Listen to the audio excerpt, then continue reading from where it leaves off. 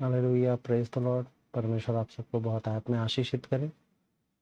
तो फिर से स्टार्ट करते हैं। प्रकाशित वाक्य कुछ बातों को आप लोगों ने जान चुका था। पिछले जो वीक था तो मैं क्लास ले नहीं पाया था, मेरा तबीयत थोड़ा ठीक नहीं था, इस कारण से।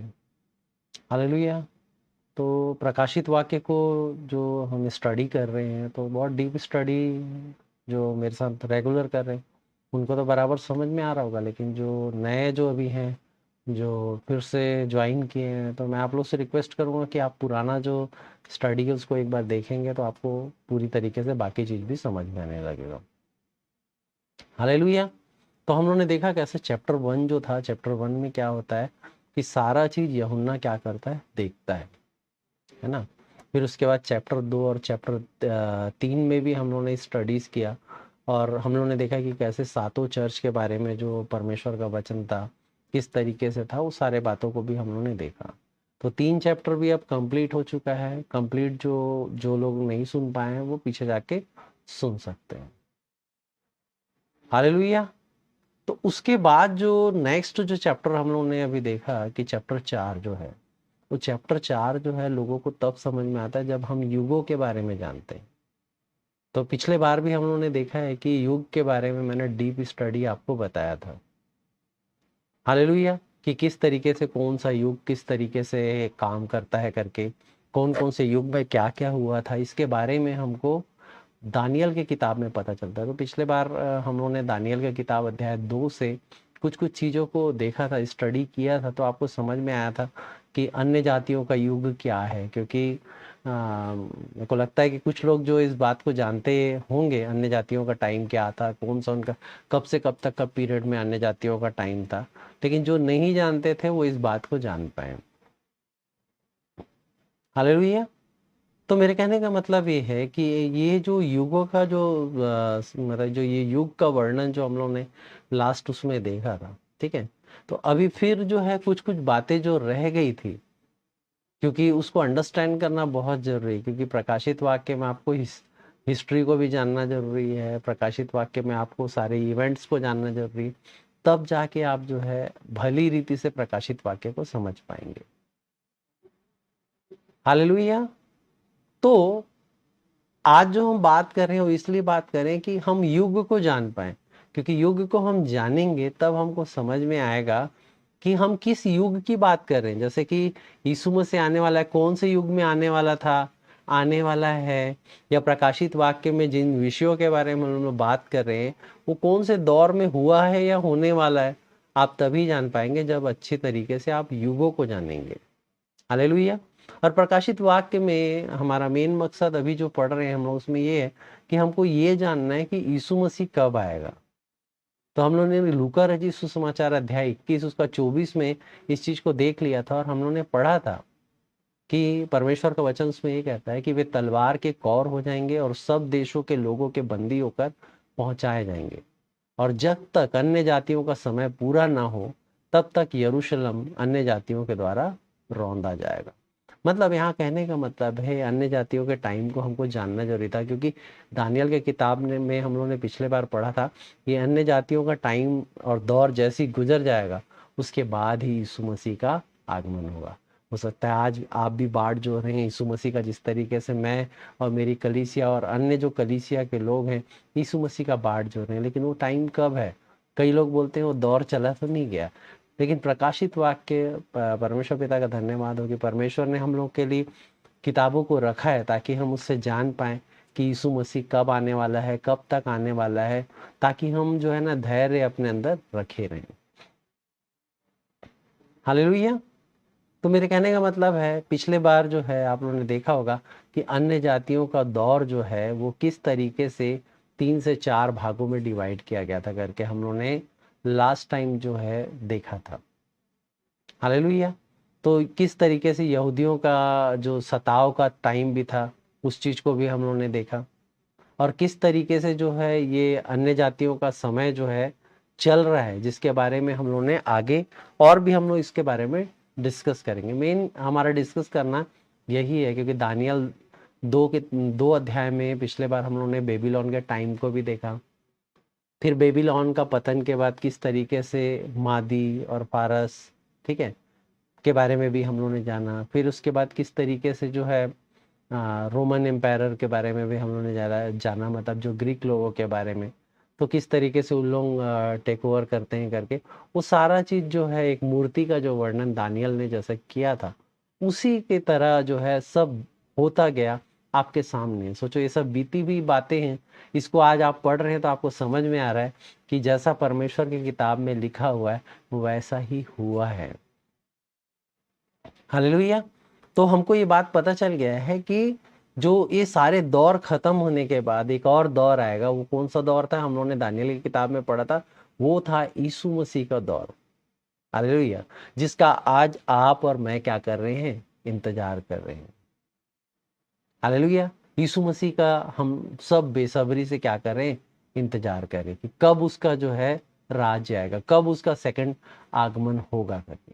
तो आज जो है हम लोग और अच्छे से क्लियर तरीके से, क्योंकि दानियल 2 अध्याय 2 के बारे में जो जो चीज़ों को बताया गया था, आप उसको अगर नहीं सुने तो एक बार जाके पीछे सुन लीजिए, तब आपको जो ये वाला जो चैप्टर है बहुत अच्छे से समझ में आएगा और अच्छे से समझ में आएगा। ताकि दानियल अध्याय 2 में दानियल ने हमको बहुत सारा जो है चीज़ बताया था कि अंत के समय में क्या क्या होने वाला है, ये जो अन्य जातियों का दौर क्या था, ये सारे बारे में बहुत कुछ जानकारी मिलेगा। लेकिन यहाँ पर कुछ और जानकारी जो है वो दानियल का किताब अध्याय 7 में हमको मिलता है। हालेलुया। देखते हैं परमेश्वर का वचन इसमें क्या कहता है। दानियल का किताब को आप निकाल लीजिए, अध्याय 7 पद 2 से मैं पढ़ूंगा, तो आप एक बार अपने बाइबल में ध्यान दीजिएगा। उसमें क्या लिखा हुआ है। दानियल ने ये कहा, मैंने रात को एक स्वप्न देखा कि महासागर पर चारों ओर आंधी चलने लगी। तब समुद्र में से 4 बड़े बड़े जंतु जो एक दूसरे से भिन्न थे निकल आए। पहला जंतु सिंह के समान था और पंख उकाब के थे। मेरे देखते देखते उनके आंखों पर नोचे गए और वह भूमि पर उठाकर मनुष्य के समान पांव के बल खड़ा हो गया और उसको मनुष्य का हृदय दिया गया। फिर मैंने एक और जंतु देखा जो रीछ के समान था और एक पांजर के बल उठा हुआ था और उसके मुंह में दांतों के बीच 3 पसलियां थी और लोग उससे कह रहे थे, उठकर बहुत मांस खा। इसके बाद मैंने दृष्टि की और देखा कि चीते के समान एक और जंतु है जिसकी पीठ पर पक्षी के 4 पंख है और उस जंतु के 4 सिर थे और उसको अधिकार दिया गया था। हालेलुया। यहाँ पर दानियल की किताब को हम पढ़ते हैं तो बहुत सारा डिस्क्रिप्शन आप लोग के सामने यहाँ पर आता है। तो यहाँ पर दानियल क्या है, एक स्वप्न देखता है। हालेलुया। तो यहाँ पर जो है आप देख रहे हैं कि अन्य जातियों के दौर को ही यहाँ पर दानियल ने क्या किया है, बताया है।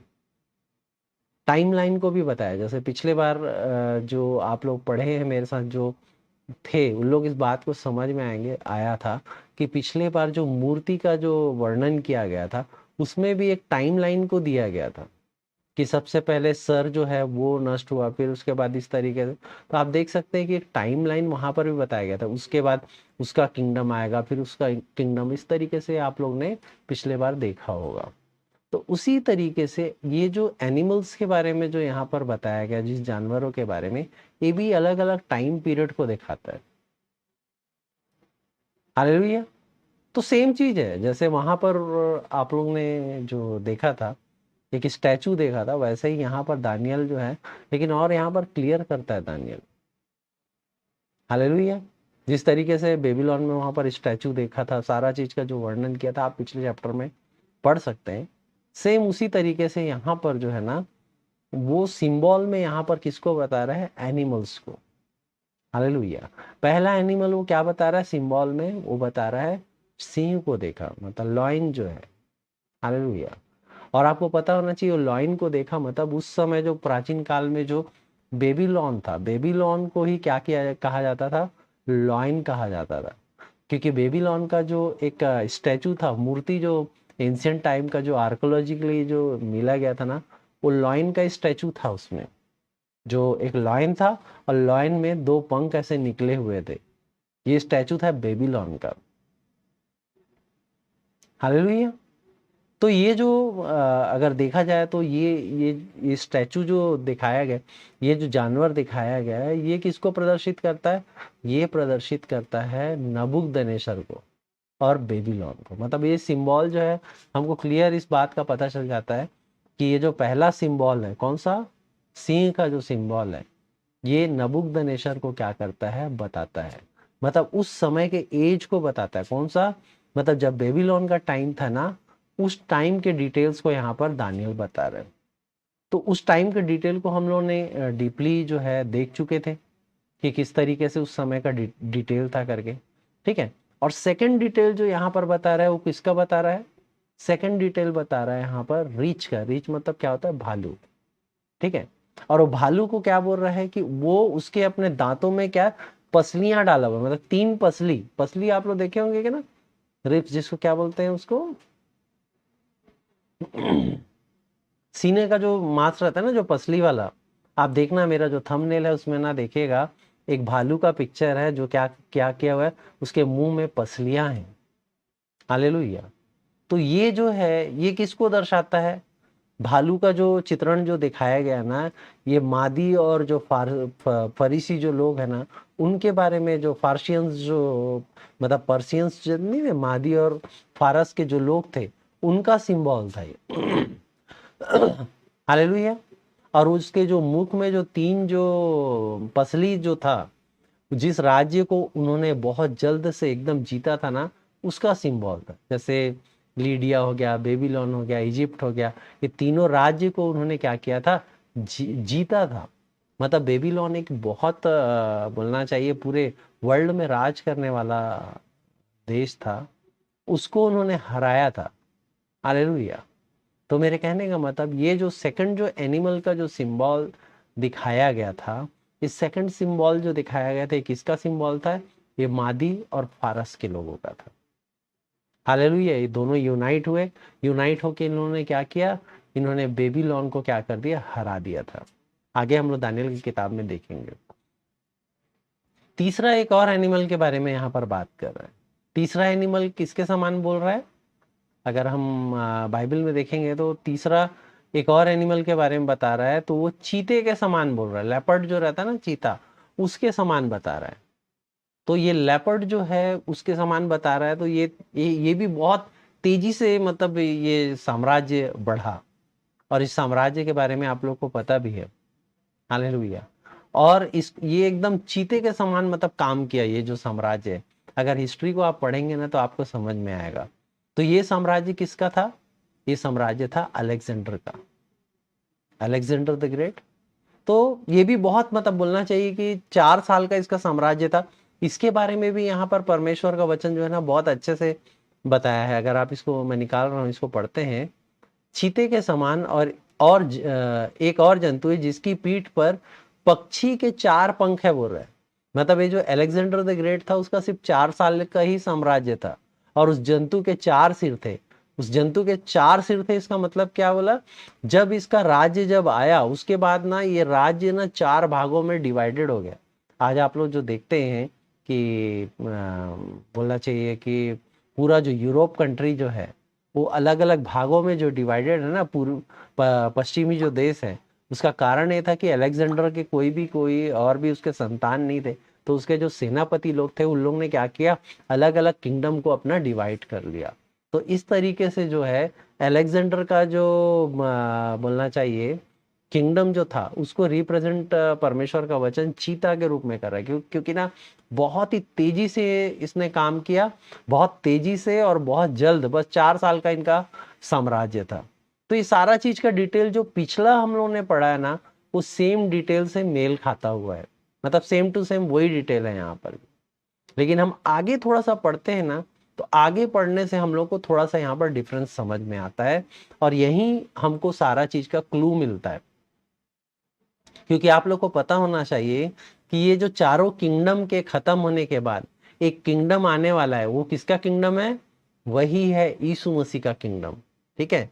तो हम लोग को ये बात पता चल गया कि अलेक्जेंडर का किंगडम भी चला गया, ठीक है, उसके पहले के लोगों का भी किंगडम चला गया। ये सारे किंगडम के बाद मतलब 4th किंगडम के बाद किसका किंगडम आने वाला है? यीशु मसीह का, जिसमें हम लोग इंटरेस्टेड, क्योंकि जो पुराना जो किंगडम जितना था सबका चला जा चुका है, हिस्ट्री हो चुका है। वो हमको जो इंटरेस्ट है उसमें किसमें, यीशु मसीह का जो राज्य आने वाला है, हमारा इंटरेस्ट उसमें है। वो कब आने वाला है, कैसे आने वाला है, ये सारा चीज का जो वर्णन है ये दानियल हम लोग को छोटे छोटे रूप में बताया है, जिसको आप अच्छे से पढ़ेंगे, समझेंगे, परमेश्वर के से प्रार्थना करेंगे तो आपको समझ में आएगा कि परमेश्वर का राज्य कैसा आएगा। और इसको बहुत डिटेल में जो है दानियल ने यहाँ पर बताया। तो दानियल का किताब अध्याय 7 उसका 7वां पद से हम पढ़ते हैं तो क्या लिखा है परमेश्वर के वचन में, यहाँ पर थोड़ा सा ध्यान देंगे। उसमें लिखा हुआ है, फिर इसके बाद मैंने स्वप्न में दृष्टि की और देखा कि एक चौथा जंतु है जो भयानक और डरावना और बहुत सामर्थी है, और उसके बड़े बड़े लोहे के दांत है। वो सब कुछ खा डालता है और चूर चूर करता है, और जो बच जाता है उसे पैरों से रौंदता है। वो सब पहले जंतुओं से भिन्न है और उसके 10 सींग है। मैं उस सींगों को ध्यान से देख रहा था तो मैंने देखा कि उसके बीच एक छोटा सा सींग निकला और उसके बल से उन पहले सींगों में से 3 उखड़ गए। फिर मैंने देखा कि इन सींगों में मनुष्य की सी आंख और बड़ा बोल बोलने वाले मुंह भी हैं। हालेलुया। तो यहां पर जो है दानियल का किताब अध्याय 2 में जो है हम लोगों ने देखा था, सेम यहां पर भी जो है ना उस पैटर्न से थोड़ा डिफरेंट पैटर्न आगे का बात को हमको यहाँ पर समझ में आ रहा है। आज दानियल अध्याय 2 में जितना चीज को हम जाने थे ना, हमको ये बात तो मोटा मोटी समझ में आ गया था कि अब जो किंगडम आने वाला है वो किसका है, यीशु मसीह का किंगडम आने वाला है। लेकिन अभी जो हम 7वां अध्याय को पढ़ रहे हैं तो और हमको जो है ना समझ में आने वाला है कि क्या क्या होने वाला है करके। हालेलुया। क्योंकि आपको समझ में आ गया था कि रोमन साम्राज्य के बाद जो है अब किसका साम्राज्य आने वाला है, यीशु मसीह का साम्राज्य। ये तो आप लोगों को क्लियर हो गया होगा पिछले बार जो जो लोग सुने होंगे वहां तक। लेकिन अभी यहां पर कुछ और डिटेल भी जो है दानियल यहां पर बता रहा है। हालेलुया। तो ये जो है इन युगों के बारे में जब हम जानेंगे ना तभी हमको समझ में आएगा कि क्या बोलना चाह रहा है। हालेलुया। और अब जो जानवर के बारे में बता रहे हैं ना, ये जानवर बिल्कुल डिफरेंट जानवर के बारे में बात हो रहा है यहाँ पर। मतलब ये बाकी जानवर को हम लोगों ने चीता को, भालू को, ये सबको देखा है, लेकिन अब जो जानवर का बात यहाँ पर हो रहा है ये जानवर बिल्कुल डिफरेंट है, इसको कोई देखा नहीं है। हालेलुया। क्योंकि ये डिफरेंट तरीके का यहाँ पर जो है ना वर्णन को यहाँ पर बताया जा रहा है। हालेलुया। और एडिशनल यहाँ पर कुछ और बात को बोल रहा है। एडिशनल क्या बात बोल रहा है, 10 सींग का बात हो रहा है यहाँ पर। हालेलुया। तो ये हम लोगों ने अध्याय 2 में तो पढ़ा नहीं था, यहाँ पर एक नया बात यहाँ पर बोल रहा है। हालेलुया। उसका 8वां पद में यहाँ पर बोलता है, मैंने उस सींगों को ध्यान से देख रहा था तो क्या देखा कि उसके बीच में एक छोटा सा और सींग निकला है, बोलता है। हालेलुया। तो ये सब एडिशनल चीज वहां पर हमको ये बात तो समझ में आ गया, ये बात एकदम क्लियर है कि अब यीशु मसीह का किंगडम आने वाला है। लेकिन यीशु मसीह का किंगडम आने के पहले ये सब चीज भी होना जरूरी है जो यहाँ पर दानियल की किताब में उसने बताया है कि ये जो 10 सींगों के बारे में बात किया गया है, ये 10 सींग क्या है। हालेलुया। यहां पर ये बात बोल रहा है, उसका जो आंख में क्या है, माउथ है बोल रहा है, आंख में। हालेलुया। उसकी मनुष्य से बड़ी बड़ी आंख है, ठीक है, और बड़ा बोल बोलने वाला मुंह भी है बोल रहा है उस जानवर का। मतलब एकदम डिफरेंट जो है ना यहाँ पर डिस्क्रिप्शन को यहाँ पर बता रहा है। हालेलुया। तो यहाँ पर हमको जानना जरूरी है कि ये जो 10 जो सींग है, ये 10 सींग क्या है। क्योंकि ये 10 सींग जो है ना इसके बारे में जो है ना आगे दानियल हमको क्या बताता है, थोड़ा सा ध्यान से हम लोग देखेंगे, पढ़ते हैं इसको।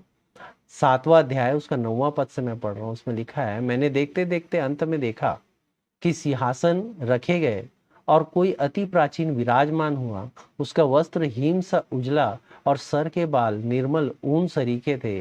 उसका सिंहासन अग्नि में और उसके पहिए धधकती हुई आग के से दिखाई पड़ते थे।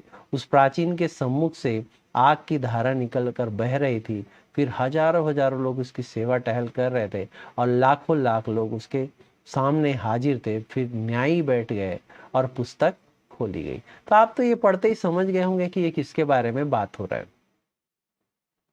मैं पूरा विश्वास करता हूं कि आप परमेश्वर के लोग हैं, तो आप ये पढ़ते ही समझ गए होंगे कि यीशु मसीह के बारे में बात हो रही है करके।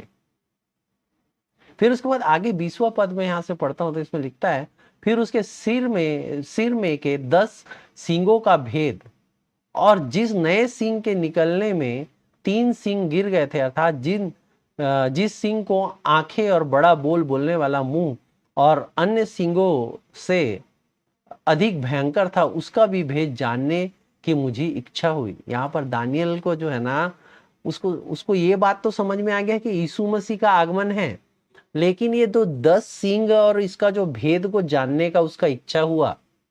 वो बोलता है कि इसको देखने के बाद, जैसे आपको भी अभी इच्छा हो रहा होगा कि ये 10 सिंह का क्या भेद है, क्या है, उसको जानने का इच्छा हुआ। फिर 21 पद में बोलता है, फिर मैंने देखा वह सिंह पवित्र लोगों के संग लड़ाई करने उन पर उस समय तक प्रबल भी हो गया, जब तक वह अति प्राचीन ना आया और परम प्रधान के पवित्र लोग न्यायी न ठहरे और उन पवित्र लोगों के राज्य अधिकार होने का समय ना पहुंचा। हालेलुया। तो आप यहाँ पर देख सकते हैं कि दानियल भी एक्साइटेड था उसको जानने के लिए। वो इस बात को बोलता है कि मेरे को जानने का इच्छा हुआ कि ये 10 सिंह क्या है करके। हालेलुया। आप भी एक्साइटेड होंगे क्योंकि ये जो है, ये जो टाइम पीरियड है, इस टाइम पीरियड में जो अन्य जाति का जो टाइम पीरियड है, वहां पर ये 10 सिंह का जो बात होने वाला है, और ये 10 सिंह का बात और ये सारा जो बात होने वाला है, उसके बाद ही यीशु मसीह का आगमन होगा। हालेलुया। अब यहाँ पर 23वां पद में दानियल क्या बोलता है, देखते हैं। उसने कहा, उस चौथे जंतु का अर्थ है एक चौथा राज्य जो पृथ्वी पर होकर उन सभी राज्यों से भिन्न है और सारी पृथ्वी का नाश करेगा और दांव कर चूर चूर करेगा।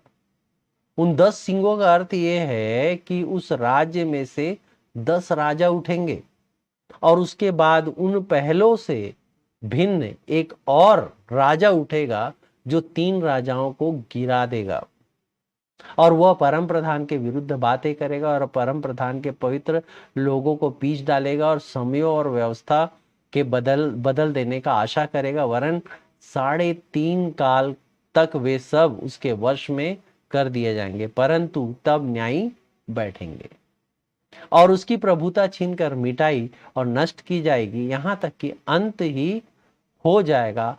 तब राज्य और प्रभुता और धरती पर के राज्य की महिमा परम प्रधान की ही प्रजा अर्थात उसके पवित्र लोक की को दी जाएगी। उसका राज्य सदा का राज्य है और सब प्रभुता करने वाले उसके अधीन होंगे और उसकी आज्ञा को क्या करेंगे, मानेंगे। हालेलुया। तो यहाँ पर हम लोग को स्पष्ट रूप से बात पता चल गया है कि ये जो 10 सिंह जो दिखाई दिया गया है, ये भी राज्य है। 10 कौन है, राज्य करने वाले लोग हैं, ये लीडर हैं 10। हालेलुया। और उसके बाद जो मतलब यहाँ पर राज्य के 10 राजा उठेंगे बोल रहा है। 24वां पद को ध्यान देंगे, इसमें बोल रहा है 10 सिंहों का अर्थ यह है कि उस राज्य में 10 राजा उठेंगे, ठीक है। और वो क्या कर रहे हैं, मानो 10 सिंह में वो 3 सिंह को तोड़ के बाहर और मतलब एक सिंह निकल रहा है बोल रहा है, जो सबसे खतरनाक सिंह होगा। हालेलुया। लेकिन अभी इसके बारे में, इसका राज्य 3.5 ईयर का रहेगा करके बता रहा है, लेकिन अभी तक ऐसे कोई राजा के बारे में हमको जानकारी नहीं है।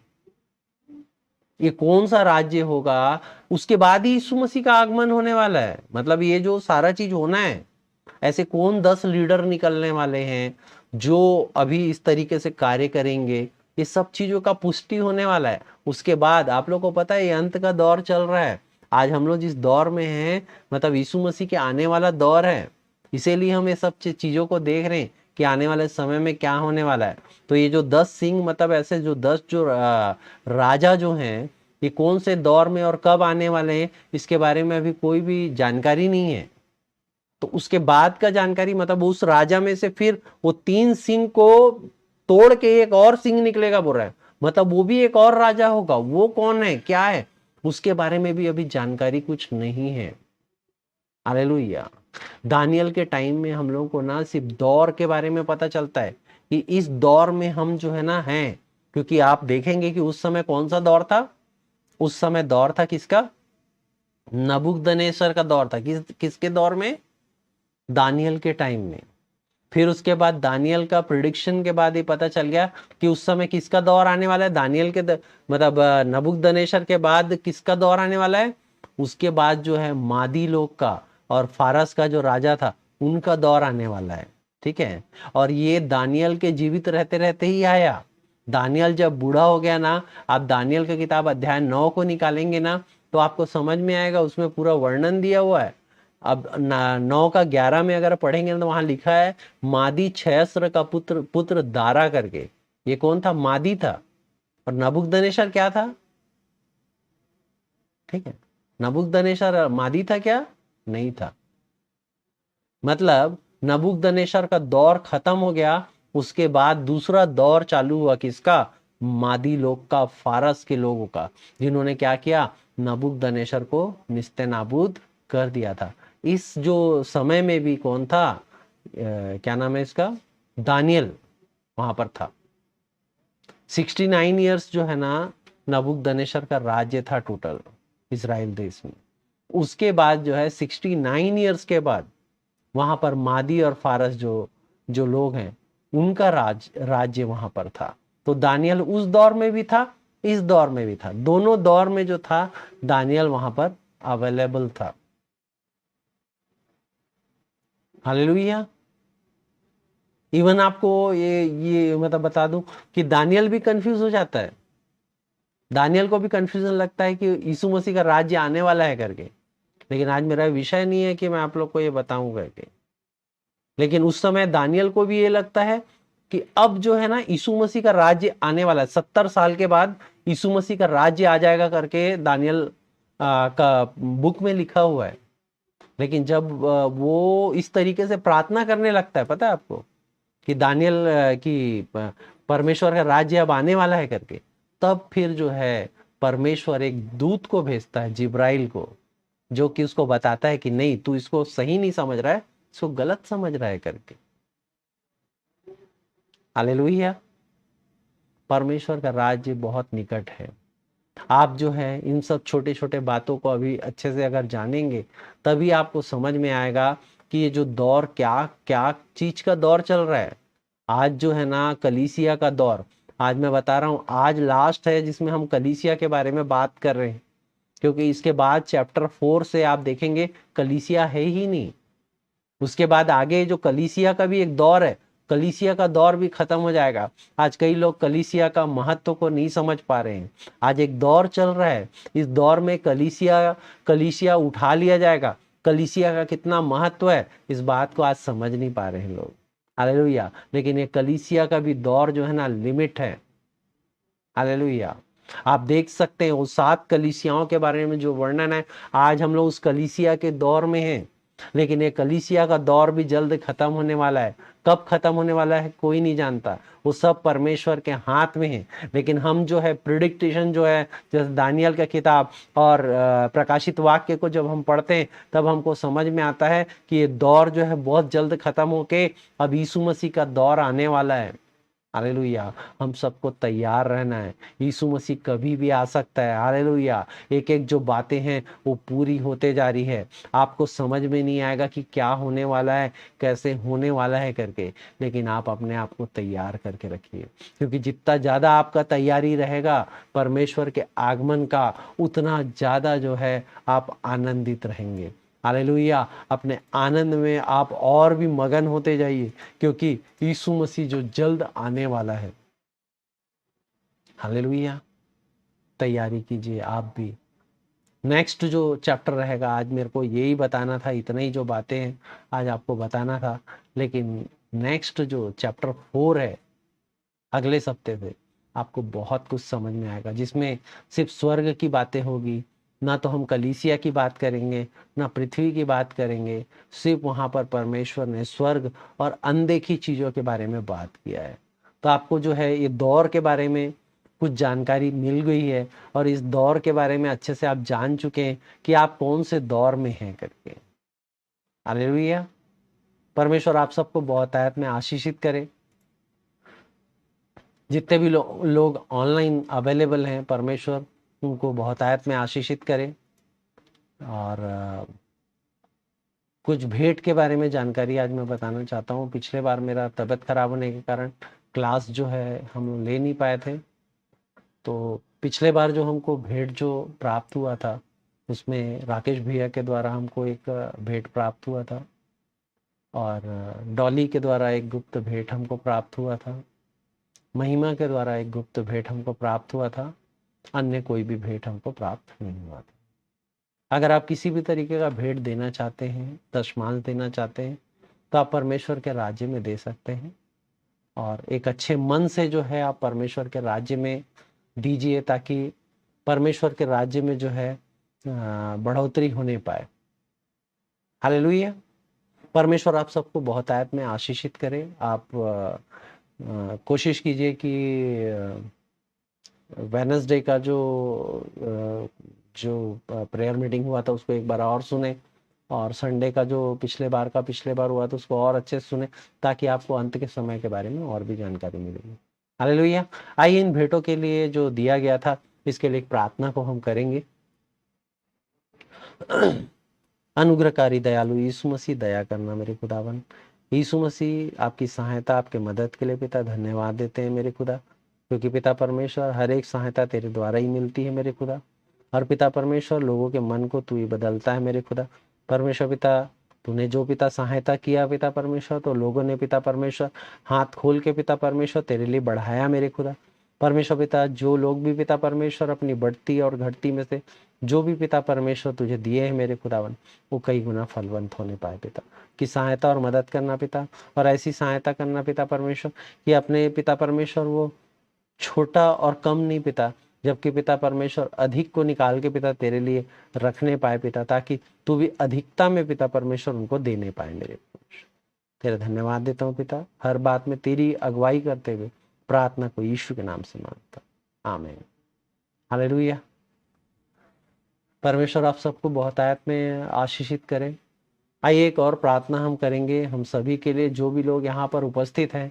हालेलुया। परमेश्वर जरूर जानता है और मुझे पूरा विश्वास है कि परमेश्वर जो है आपको जरूर आशीषित करेगा। आज जो भी आप सोच के आए हैं अपने मनों में कि परमेश्वर के द्वारा आप प्राप्त करेंगे, हालेलुया, क्योंकि बिना परमेश्वर के कोई कुछ भी चीज प्राप्त नहीं कर सकता।